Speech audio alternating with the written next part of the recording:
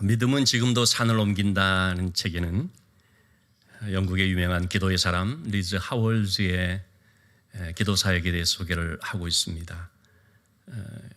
그는 성경대학교 기도팀과 함께 매일마다 기도의 단을 쌓으면서 열심으로 기도했던 사람인데요. 특별히 2차 세계대전 때 그런 그의 기도가 더 큰 응답을 받는 일들이 정말 많이 소문이 났습니다. 오늘 주보에도 그런 내용들을 소개를 했습니다만 2차 대전 때 독일이 프랑스를 침공을 했습니다. 그러자 리즈와 그의 기도팀들은 매일 저녁마다 합심하여 뜨겁게 기도를 했습니다. 독일군의 공세로 영국 프랑스 연합군이 덩케르크라는 곳에서 고립되는 그런 일이 있었죠. 너무나 유명한 사건이죠. 덩케르크 해안에서 빠져나오지를 못해서 이제 독일이 총공세를 하면은 거기에 있는 34만여 명, 33만 8천 명, 영국군 한 14만, 프랑스군 한 10만, 그렇게 엄청난 그런 군인들이 죽을 그런 위기에 처했습니다. 그때 영국의 왕인 조지 6세는 5월 22일을 기도의 날로 선포해서 온 국민들이 기도하도록 촉구를 했습니다. 참 지금 같으면 영국 사회도 그러지 않을 것 같아요. 당시만 하더라도 영국이 그래도 복음적인 신앙인들이 많이 있었기 때문에 그런 국왕이 기도 날을 선포할 때 호응을 해서 열심히들 기도를 한 것입니다. 그 결과 정말 놀랍게도 몰살될 뻔했었던 그런 그 연합군들 33만 8천 명이 정말 극적으로 탈출하는 그런 일이 벌어졌습니다. 덩케르크라는 영화를 통해서도 잘 알려져 있습니다. 물론 영화에서는 그 외적인 그런 모습들, 그런 이루어진 일만 기록을 하고 있습니다만 내면적으로 보면 여기에 많은 기도가 있었다라는 것이죠. 자, 그런데 중요한 것은 왜 그때 독일이 바로 침공을 하면은 바로 공습을 하면 될 수 있는 상황이었는데 멈칫했었는지, 그게 미스테리라는 것입니다. 충분히 이걸 보면서 바로 들어가면 됐었는데 웬일인지 그렇게는 안 했다는 것입니다. 그리고 뒤늦게 공습 명령을 내렸었는데, 공격 명령을 내렸는데 그만 비가 와서 또 중단될 수밖에 없었고, 그러는 사이에 이제 그들을 구출하는 배들이 와서 다 그들이 빠져나갈 수가 있게 됐다는 것입니다. 또 이어서 독일이 이제 영국 본토를 공습할 때의 일입니다. 독일의 폭격기들이 와서 영국의 그런 이 하늘을 완전히 그냥 덮어버렸죠. 역시 그때도 리즈와 이 중보기도 팀들이 정말 간절하게 기도를 했습니다. 조국을 지켜주시기를 간구를 한 것입니다. 그리고 1940년 이제 9월 달 독일이 영국에 비해서 공군의 이 군사력이 압도적으로 많았고, 또 그것은 많은 자료들을 통해서 알려져 있습니다만, 그런 가운데 정말 이 영국이 좀 쩔쩔맬 수 있는 상황이었는데, 그런데 이게요, 상황이 갑자기 바뀌어져 버려서 영국을 치던 이 독일이 급한 어떤 그런 항로를 변경을 하게 되는데, 그것은 바로 러시아를 치러 가는 그런 일이 벌어졌다는 것입니다. 러시아는 독일의 상호 불가침 조약을 맺은 동맹국이었습니다. 그런데 이 히틀러가 러시아를 치는 그런 너무나 잘못된 결정을 이제 했다는 것입니다. 그래서 있을 수 없는 그런 오판을 했다라고들 얘기를 하는데, 더 중요한 것은 뭐냐면 겨울철이 되면 그 어떤 나라도 러시아를 침공에 성공한 적이 없거든요. 겨울만 되면은 그러면은 기세등등에 올라갔던 그런 나라들이 다 물러나는 것이 바로 이 러시아, 소련의 아주 무서운 추이지 않습니까? 그런데 히틀러는 나는 할 수 있다, 그 오만한 그런 마음으로 잘못된 결정을 하면서 들어갔다가 결국은 거기에서 참패를 당하게 되었고, 그것이 나중에는 패망으로도 이어지게 되었죠. 기도의 힘을 알지 못하는 사람들 입장에서 볼 때는 이런 일들이 일어나는 것이 도무지 이해할 수가 없는 것입니다. 그러나 여러분, 기도하는 사람들에게는 충분히 그것이 이해가 될 뿐만 아니라 설명이 되는 거죠. 왜 그렇습니까? 하나님께서 하시니까. 하나님께서 이 모든 것들을 주관하여 주시는데, 특별히 의인의 간구를 하나님이 들어주시고, 그래서 의인들을 건져내 주시면서 교만한 자들은 하나님께서 망하게 하시는, 몰락시키는 것을 보게 됩니다. 여러분, 하나님은 만유의 주가 되십니다. 하나님은 이 모든 역사를 주관하시는 분이십니다. 우리가 사도행전 12장을 통해서 헤롯에 대한 말씀을 보고 있는데, 헤롯은 이러한 하나님에 대해서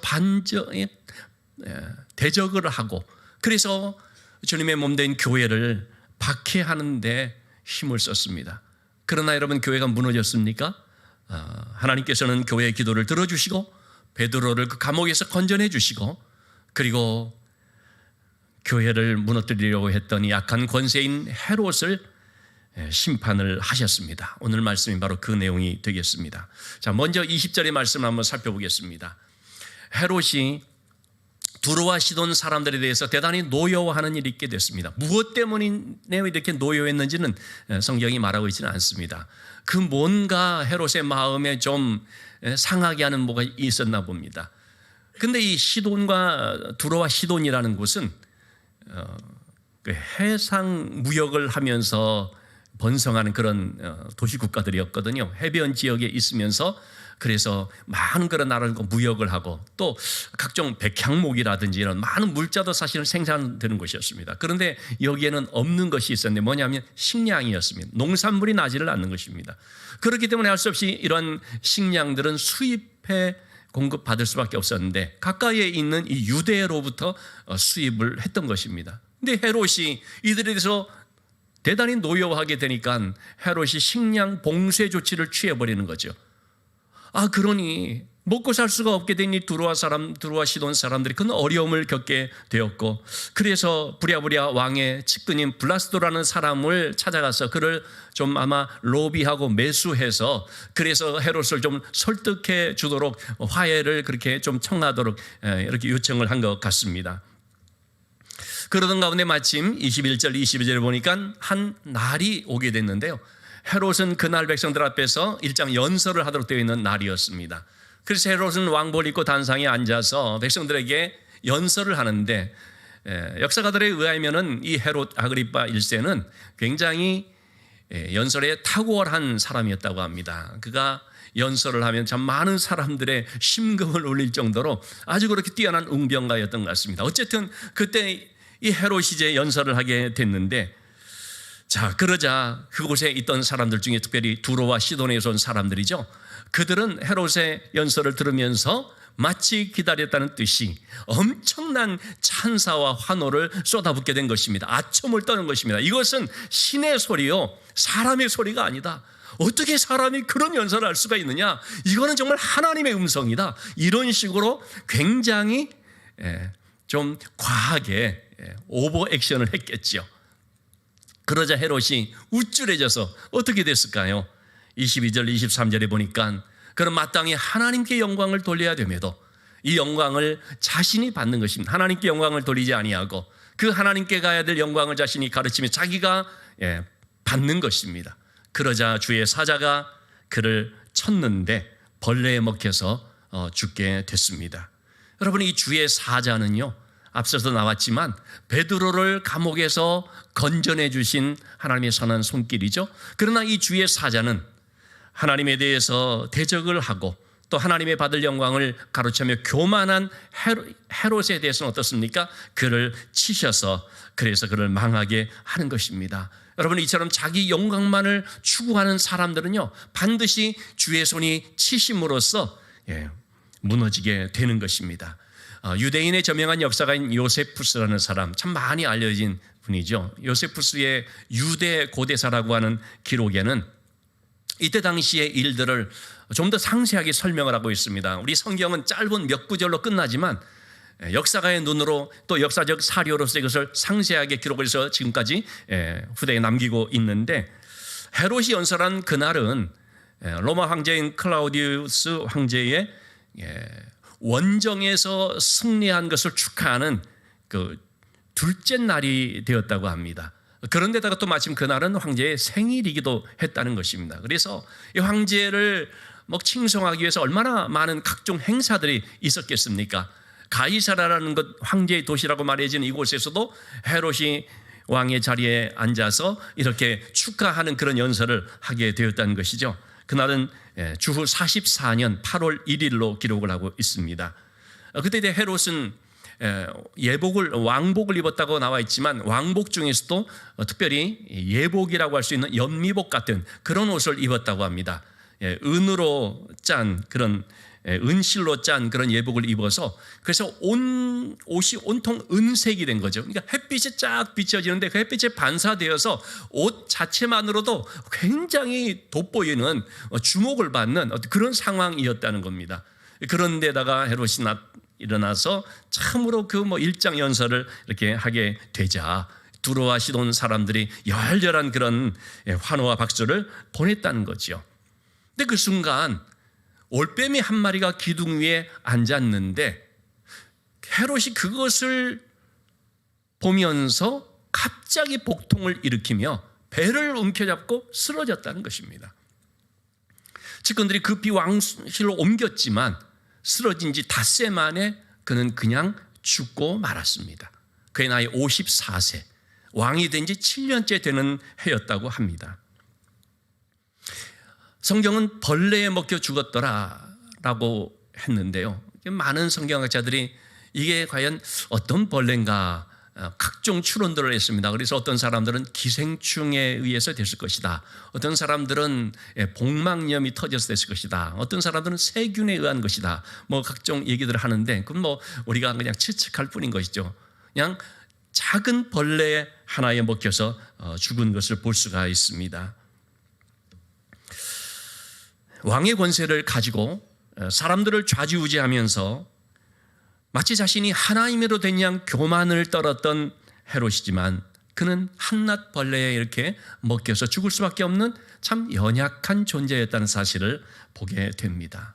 여러분 지금도 마찬가지입니다. 어떤 권력자라고 할지라도요, 하나님을 대적하고 하나님의 영광을 훔치고 회개하지 않게 되면 하나님께서는 하룻밤 사이에 그를 벌레 한 마리로 치실 수도 있다는 것입니다.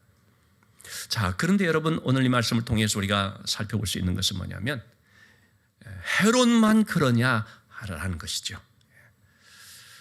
우리 안에도 이 헤롯적인 요소가 있다는 것을 생각을 해야 됩니다. 여러분 이 헤롯적인 요소가 뭡니까?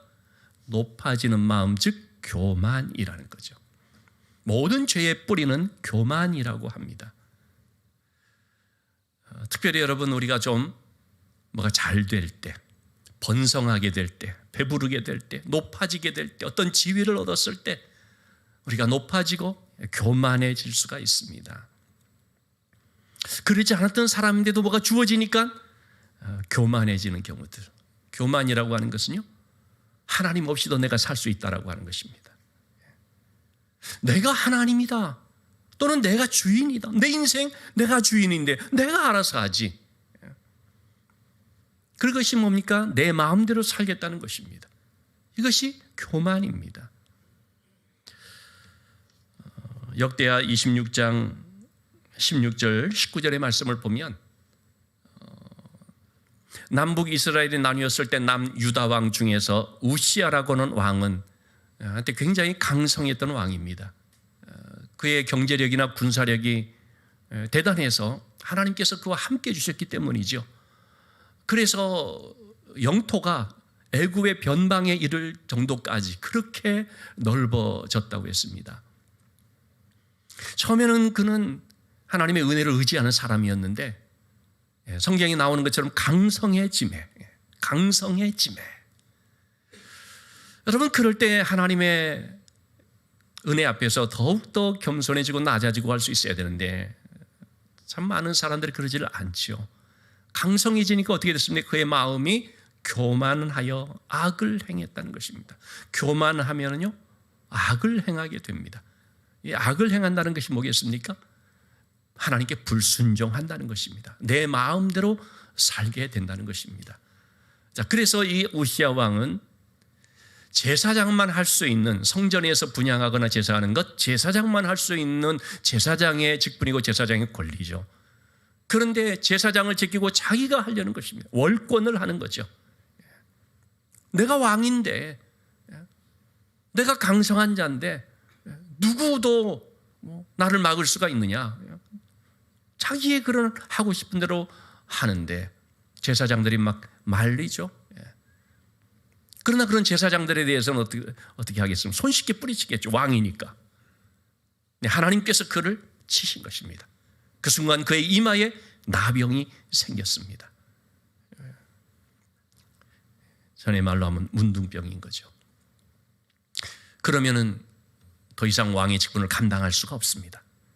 당연히 별궁에 유폐가 되고 죽을 때까지 갇혀진 상태에 지내다가 결국은 참 비극적으로 생을 마치게 됩니다. 강성해지자 그만 교만해서 패망에 이룩하는 모습을 볼 수가 있습니다. 이사야서 14장 12절에서 15절 말씀은 바벨론의 몰락에 대한 말씀인데요. 이 바벨론은 구약에서도 그렇고 신약 요한계시록에도 그렇고 교만한 자의 상징이라고 말할 수 있습니다. 그야말로 하늘 높은 줄 모르고 위세를 떨고 교만을 떠난 자들을 가리켜서 바벨론이라고 표현할 수 있습니다. 실제로 바벨론 제국이 그랬고 바벨론의 느부갓네살 왕이 또 그래서 한껏 높아졌다가 추락하는 일들이 있었죠. 다니엘서를 보면 우리가 잘 볼 수가 있죠. 이 바벨론에 대해서 하나님 말씀하십니다. 너 아침의 아들 계명성이여, 네가 어찌 그리 하늘에서 떨어졌느냐. 하늘 끝까지 올라갔는데 한순간 추락을 해버린 것입니다. 왜 그렇게 됐습니까? 자기 마음에 이르기를 내가 하늘에 올라 하나님의 뭇 별들 위에 내 자리를 높이리라. 내가 하늘로 올라서 하나님같이 아니면 하나님보다 더 높은 자리를 내가 얻어야 되겠다. 그럴 때 하나님께서 그를 수월 곧 구덩이 맨 밑바닥까지 떨어지게 만드시는 것입니다. 아무리 높은 자리에 올랐다 할지라도 한순간에 떨어질 수 있다는 사실, 우리는 이것을 기억해야 됩니다. 그런데 아무리 나에게 그런 자리가 주어져도 난 그렇지 않다라고 생각하는 사람들이 있습니다. 특별히 우리 같이 교회를 다니거나 예수 믿는다는 사람들은 그럴 수가 있습니다. 나는 세상 사람들과 달라. 나는 얼마나 겸손한 사람인데. 여러분, 그것도 무서운 교만이 될 수 있다는 사실을 알아야 됩니다. 베드로가 그랬거든요. 마가복음 14장 29절에서 31절의 말씀을 보면 예수님께서 십자가를 앞에 두고 제자들에게 말합니다. 오늘 밤 너희가 다 나를 버릴 것이다. 주님의 말씀이지 않습니까?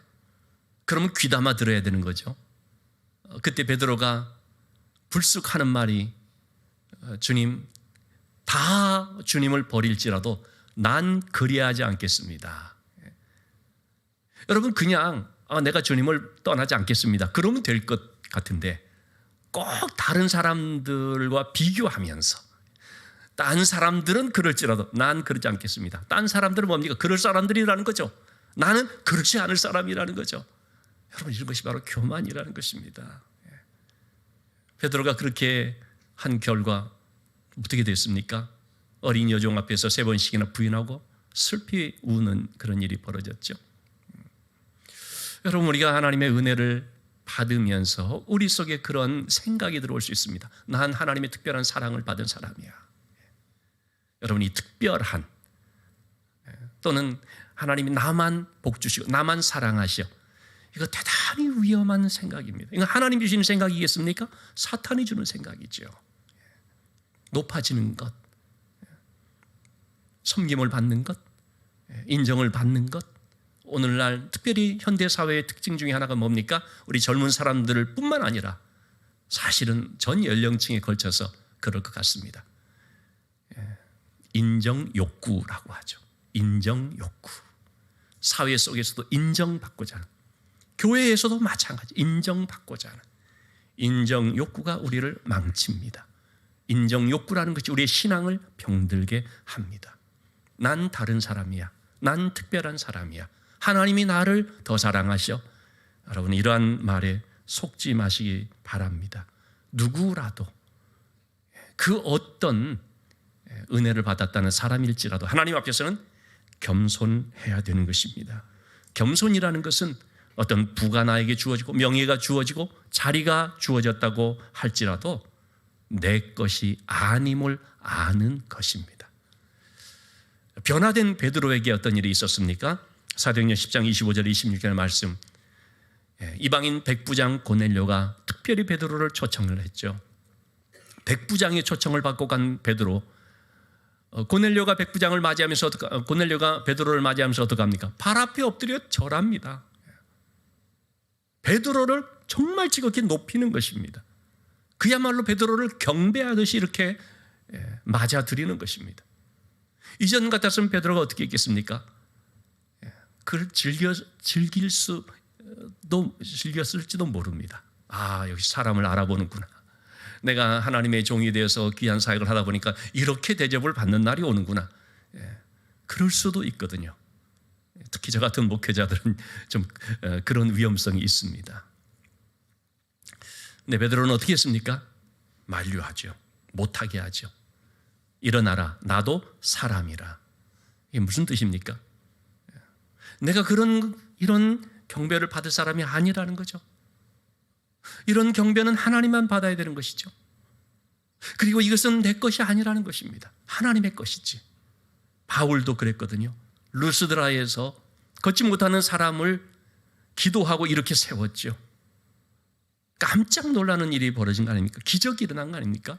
한 번도 걷지 못했던 사람인데 그에게 이런 믿음이 있는 것을 보고 바울이 이렇게 세웠던 거죠. 사도행전 14장 11절에서 14절의 말씀, 그러자 그 지역에 있는 사람들이, 그들은 제우스 신인을 섬기고 있던 사람들이었거든요. 너무나 놀라서 신들이 우리 가운데 내려왔다, 사람의 형상으로 우리 가운데 내려왔다. 그래서 바나바는 제우스라고 하고 바울은 헤르메스라고 하면서 산당의 제사장들이 이 재물을 가지고 와서 그들을 섬기려고, 신으로 섬기려고 신격화하는 거죠. 그럴 때 바나바와 바울이 어떻게 합니까? 옷을 찢는 것입니다. 그리고 그들을 결사적으로 만류하지요.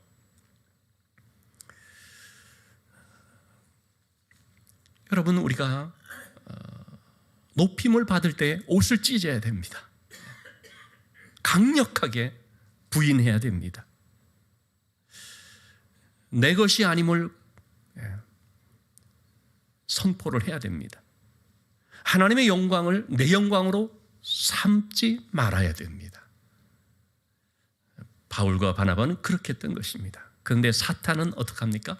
사탄은 우리를 끊임없이 이런 것으로 유혹합니다. 높아지도록, 자꾸 높아지도록. 첫 번째 사탄의 유혹이 창세기 3장에 보면 아담과 하와에게 선악과를 통해서 온 것이었죠. 그때도 어떻게 유혹을 했습니까? 뱀이 여자에게 이르되 너희가 결코 죽지 아니하리라. 너희가 그것을 먹는 날에는, 선악과를 먹는 날에는 너희 눈이 밝아져 하나님과 같이 되어 선악을 알 줄 하나님이 아셔서 못하게 한 것이다. 이거 먹는 날에는 하나님과 같이 되어, 하나님과 같이 된다는 거죠. 하나님이 된다는 것입니다. 이렇게 높아지게 만들어서 교만하게끔 하는 거죠. 그러면 교만하면 나타나는 것이 뭡니까? 불순종이라고 했죠. 불순종하면 망하게 됩니다. 사탄은 우리를 망하게 하기 위해서 높아지게 하고 교만하게 만드는 것입니다. 주님은 철저하게 낮아지신 분입니다. 그것이 겸손이었습니다. 그래서 하나님의 뜻에 온전히 순종하셨습니다. 여러분, 우리 앞에는 자기를 높이도록 하는 이 사탄의 길과 자기를 낮추시는 주님의 길이 있습니다. 한쪽은 사망의 길이고 한쪽은 생명의 길입니다. 교만하면 불순종하지만 겸손하면 순종하게 됩니다. 야고보서 4장 6절 말씀, 하나님은 교만한 자를 물리치시고 겸손한 자에게 은혜를 주신다 말씀하셨습니다. 이 성경학자인 이보구 교수님은 이 부분을 해석하면서 교만한 자라는 것을 원어적으로 자신을 높이 드러내는 자라고 말을 했습니다. 겸손한 자는 낮은 자리에서 높으신 하나님을 바라보는 자라는 것입니다. 하나님이 누구에게 은혜를 주십니까? 자신의 연약함을 잘 알고 하나님만을 절대적으로 의지하면서 하나님을 바라보는 자이지요. 오늘 말씀을 통해서 망하는 삶과 흥하는 삶을 보게 됩니다. 하나님을 대적했던 교만한 헤롯은 망했지만 24절 말씀에 나오는 것처럼 흥하는 것이 있죠. 하나님의 말씀은 흥왕하여 더하더라. 흥왕하고 더하다. 좀 영어로 표현한다면 성장하고 번성하다라는 뜻으로 볼 수 있겠습니다.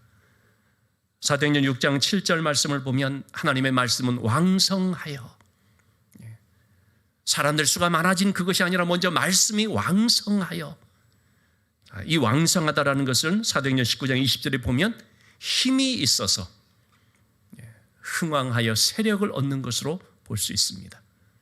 에베소 지역에서 하나님의 말씀이 전해지는 가운데 사람들이 변화가 되죠. 온갖 마술하는 사람들이 마술책을 가지고 와서 다 불태워버리는 일이 벌어지게 되죠. 은오만, 지금으로 보면 수십억의 그런 가치가 있는 것이 다 태워져 버리죠. 그리고 난 뒤에 나온 말씀이 이와 같이 주의 말씀이 힘이 있어 흥왕하여 세력을 얻으니라 라는 말씀입니다. 하나님의 말씀은 살아있고 활력, 운동력이 있습니다. 그 말씀은 그 무엇에도 얽매이지 않습니다. 환경이 어떠하든지 우리가 어떤 시련을 만나고 어떤 것이 결박되어 있고 관계없이 말씀은 얼마든지 흥왕할 수가 있습니다. 왜냐하면 그 말씀은 심령 속에서 역사하는 것이니까. 그래서 누구든지 그 말씀을 붙드는 자는, 그리고 그 말씀 안에서 사는 자는요, 생명을 얻고 삶이 변화가 되는 것입니다. 그게 바로 흥왕이라고 할 수 있습니다. 지난 금요 심야기도회 때 최성종 집사님이라는 분의 간증을 들었습니다. 세상은 나를 향해서 미쳤다고 했다. 참 어릴 때 불우한 시절을 겪었습니다. 중학교 2학년 때 아버지의 사업 실패로 해서 이 아버지가 술독에 빠져 폭력적이 되는데, 아버지가 술만 먹고 오는 날은 도망 다니면서 숨어 지내는 것이죠. 왜? 계속 폭력을 행사하니까. 엄마와 또 자녀들 얼마나 불행한 삶이었는지. 결국은 부모님이 이혼을 했습니다. 부모님이 나를 버렸다는 그런 낙심에 빠졌습니다. 사람들의, 주변 사람들의 수군거림도 있었습니다. 살고 싶은 마음이 안 드는 거죠. 그래서 수면제를 한 통을 먹었다고 합니다. 이제 죽으려고. 죽는 줄 알았답니다. 근데 깊이 잠든 후에 깨어나 버린 거죠. 그래서 죽는 것도 내 마음대로 안 되는구나라는 생각에 더 좌절이 됐다는 것입니다. 고등학교 때였는데, 고3 때였는지 한 친구가 자기 책상에다가 테이프를 하나 놓고 갔습니다. CCM 테이프였습니다. 자기는 CCM이 뭔지 전혀 몰랐었죠. 신인 가수의 가요 테이프인 줄 알고, 그래서 이제 학교 책상에 앉아서 그걸 이렇게 듣게 되었다고 합니다. 그 테이프는 찬양 사역자, 얼마 전에 우리 교회도 왔었죠. 김수지 사역자의 이 시간 너의 마음속에라는 곡이었습니다. 이 시간 너의 마음속에 하나님 사랑이 가득하기를, 진심으로 기도해 간절히 소망해 하나님 사랑 가득하기를, 하나님은 너를 사랑해, 얼마나 너를 사랑하시는지. 이 찬양을 듣는데 눈물이 쏟아지는데, 친구들을 볼까 봐 고개를 숙이고 눈물이 쏟아지는데 바지가 적실 정도였다고 합니다. 그날 이후로 친구를 따라서 교회를 다니기 시작을 했습니다. 하나님께서 그의 마음을 만져주셨고, 그리고 그의 삶을 세워주셨습니다. 군대를 제대한 후에 한국교통대 항공운항학과 교수가 되었고, 그리고 비행기술을 가르치면서 학생들에게 복음을 전하게 됐습니다. 비행시간 950시간을 채워서 50시간만 더 채우면 1000시간이 되어 조종, 유력 항공사에 입사해서 이제 조종사가 될 수 있는 상황이었는데, 그때 그곳에서 만난 청년들을 통해서 청년 선교 비전을 품게 되면서 그것을 내려놓게 돼버립니다. 그러니까 미쳤다라는 말을 들었습니다. 한마디로 그는 헤롯적인 것을 포기한 것이죠. 헤롯적인 것과 다른 삶을 살기로 결단한 것입니다. 왜 그렇게 할 수 있었습니까? 그 안에 말씀이 흥황했기 때문입니다. 여러분, 예수 잘 믿는다는 것은요, 헤롯처럼 높아지게 되는 것이 아닙니다. 그런 오해를 하는 사람들이 있거든요. 예수 믿는다는 것, 예수 그리스도의 이름으로 내 욕망을 충족시키는 것이 결코 아닙니다.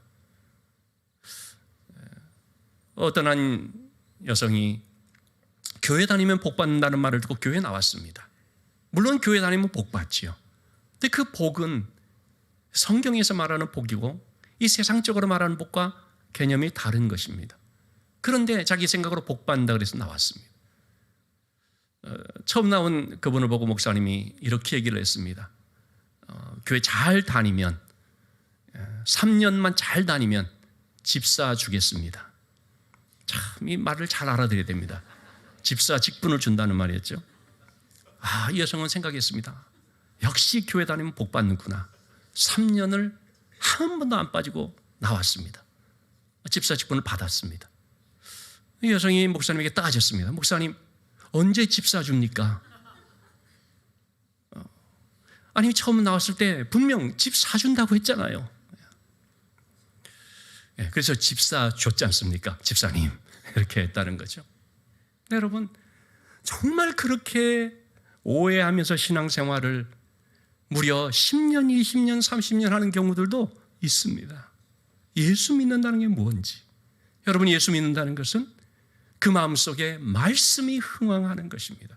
그래서 어떤 형편에서든지 하나님을 전적으로 의지하고 하나님을 섬기면서 그분을 예배하는 삶을 사는 것입니다. 하나님을 경외했던 왕인 다윗은 헤롯과 너무 다른 사람이었죠. 그는 시편 9편 10절 말씀에서 말하기를 주의 이름을 아는 자는 주를 의지하오리니 라고 고백합니다. 여러분, 누군가 이름을 안다는 게 뭡니까? 이름 정도 아는 거 아니죠. 그를 알고 지낸다는 것입니다. 하나님을 우리가 안다는 것, 하나님을 알고 지낸다는 것은 뭡니까? 하나님을 의지하고 하나님을 예배하고 하나님과 교제하는 것을 말합니다. 그것이 하나님을 섬기는 것입니다. 하나님을 그렇게 섬길 때 하나님께서 함께 해주시고 도와주시고 우리의 삶을 변화시켜 주십니다. 페이스북에서 어떤 목사님이 쓴 글을 봤습니다. 한 남신도 분인데 예배를 참석을 한 지 아마 몇 차례 예배를 참석하면서 찾아오게 된 것 같습니다. 예배를 참석한 후에 자신에게 3가지의 변화가 나타났다면서 눈물을 글썽였습니다. 첫 번째는 매일 술 없이는 잠을 못 이루었는데 지금은 술 생각이 전혀 안 납니다. 두 번째는 작은 일에도 늘 안절부절했는데 지금은 매사에 너무나 마음이 평안합니다. 세 번째는 자녀에게 공부하라고 늘 닥달했는데 지금은 그런 말이 싹 사라졌습니다. 대신에 하나님을 잘 믿고 섬기면 가장 좋은 길로 인도해 주실 것이라는 확신이 들었습니다. 그런 자신의 변화를 보면서 누구보다도 가족들이 놀라워한다는 것입니다. 여러분, 우리 인생에 여러 가지 시련들이 있습니다. 이런 시련 속에서 사람 바라보지 말고 하나님 바라볼 수 있기를, 십자가의 주님을 바라볼 수 있기를 원합니다. 상황을 탓하지 말고 이 모든 것 주관하시는 하나님을 의지함으로 말씀 붙들고 기도하는 가운데 겸손한 자에 주시는 은혜를 늘 체험하는 믿음의 삶이요 복된 삶이 되시기를 주님의 이름으로 축원합니다. 기도하시겠습니다.